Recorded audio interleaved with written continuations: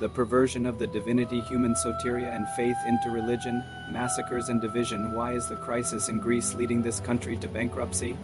This video was inspired by the decades of work and research from the Institute of Max Planck, Stanford, Kissinger, and leading researchers, linguists such as Paul Haggerty, Albert Nicolai, Aristotle Petro, and many others for several years. The Greek state has been going through a crisis not only of economy but also of identity. The endless European financing towards Greece that has been exhausted for a decade is now bearing its fruits, and here this is the part of the economic crisis. But why we say that Greece also has an identity crisis is best explained by the 200-year history and the stages of the creation of Greece with the territory that country has today. The first Greece was formed in 1832 and was a sixth of what it is today. The population at 99% was no less Albanian than the population of almost the entire rest of the center and south of the Illyrian Peninsula at that time.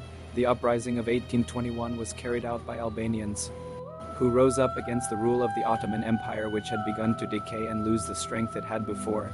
That war was actually more of a civil war where Christian Albanians clashed with Muslim Albanians. That was the time when politics and empires of the time skillfully used religious warfare. They also used it successfully against Albanians in the south of the Illyrian Peninsula. I think that the creation of a different religion and an empire that had made a name for itself by embracing that religion was sponsored by those who benefited from the monopolies of trade with the East, Venice, London, Paris. The Ottoman Empire had been banning Albanian language schools for several centuries, and not by chance, with the letters of the Albanoid Albanian language, and on the basis of this language, the Koine language, erroneously named Old Greek Albanoid, was created in the Eastern Christian Empire in the 9th century. Koine was initially a liturgical church language, and within a few decades was designated the official language of the Eastern Christian Empire throughout its entire extent. After its fall, Koine was used only by the Orthodox Archbishop in Istanbul, occupied by the Ottoman Empire. In 1832, with the creation of the first Greek state, it was forcibly made the state language, which brought opposition from the Arban rebels Arvanites, who had brought freedom to that country. Therefore, many of them were imprisoned by the government commanded by London, Bavaria, Paris, and Moscow at that time. Apparently, the appetite began to grow, and in 1864 England granted the newly formed Greek state the islands of Corfu and Cephalonia Map 1. In 1881, Greece also legitimized the occupation of Thessaly by the Ottoman Empire, which itself was the conqueror of every territory where this empire extended. In 1913, the London Conference granted that artificial state and double what it was until 1881 and all the Albanian lands from Arta to Florina. The humiliation was because it was said that those lands were not taken from Arbria but from the Ottoman Empire, which, wherever it was located, including in Arbria, was the occupying empire. Then in 1919 and 1920, Greece occupied parts of western Thrace from Bulgaria, and the Ottoman Empire occupied parts of eastern Thrace. Of course, those occupations bore the seal and assistance of the empires of the British-French Entente using the Treaty of Lausanne in 1923, and Greece was created with the full territory it has today. But the problem for the creators was again the large Albanian population still undissolved, despite all the efforts through education in the Koine Greek language. Therefore, they invented the exchange of the Islamic populations of Greece with those Orthodox Christians of Turkey. Thousands of Albanian families were forcibly displaced from the Morea Peloponnese and from all the territories where the Greek state was expanding, from Turkey, Georgia, Armenia, Romania, Bulgaria, Egypt, and other Afro-Asian countries. Various hybrid tribes and populations that accepted Greek Christianity, or that had accepted it earlier during the rule of the Eastern Christian Empire, were brought in. After 1900, over 1.5 million Albanians were expelled, killed, and replaced with the same number of people gathered throughout the former Eastern Christian Empire. The successive massacres of the Greek armies, whose ranks had begun to fill more with newcomers from the east, were not over. In 1945, the massacres resumed more violently with the blessing of the British Empire, especially against the Albanian Muslim population of Epirus that was located within Greek territory. The digestion of the Arbanite population continued violently and yet without the desired outcome, and now that the papers are being opened and the truth is coming out, there is no way that there will not be problems for the so-called ancient Greek state. The democracy that was absent in the history initially pumped by the Bavarians for the birth of democracy in this country became the cause for the bursting of the sewage of the nation-less state of Greece. Greece, even though it is in the EU, does not respect the rights of the local Albanian populations.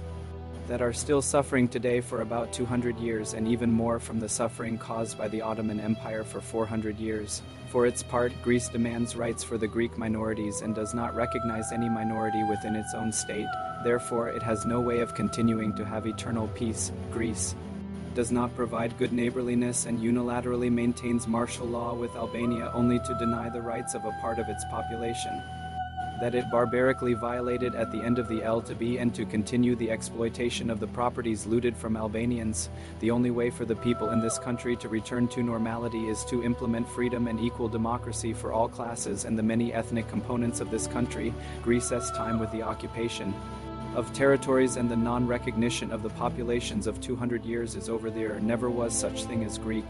The Greci and Grekoi settlements were of the Eulero-Pelis tribes, just as the Albanoi, Dardani, Talanti, Mesapi, Dalmati, etc.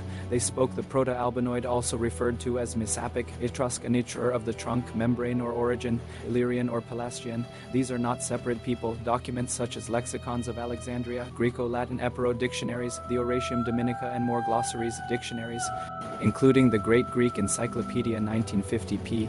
873, and all encyclopedias, especially the Innis from the 1910s to 1950s, confirm the so-called Greco and Epirode corresponds directly with today's Jeg and Tosk, so-called Albanian or Albanoid.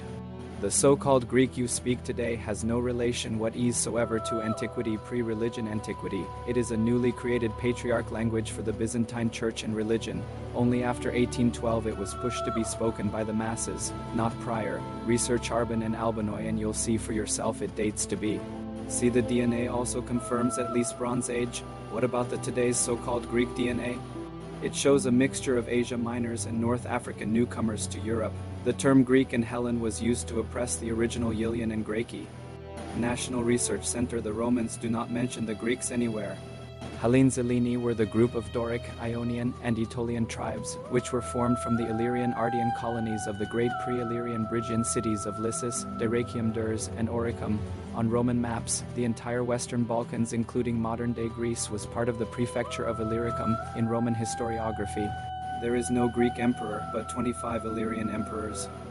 In the Middle Ages, before the Turkish invasion, Greece was composed of 3 principalities, that of Jinbuspada, the second that of Jinzenibishi, and the third, the Principality of Lussia.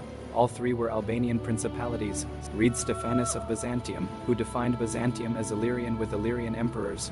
Like Saint Constantine, Saint Justinian Aprima I, and Saint Justinian a Secunda II, the term Greek is simply a term created in modern times.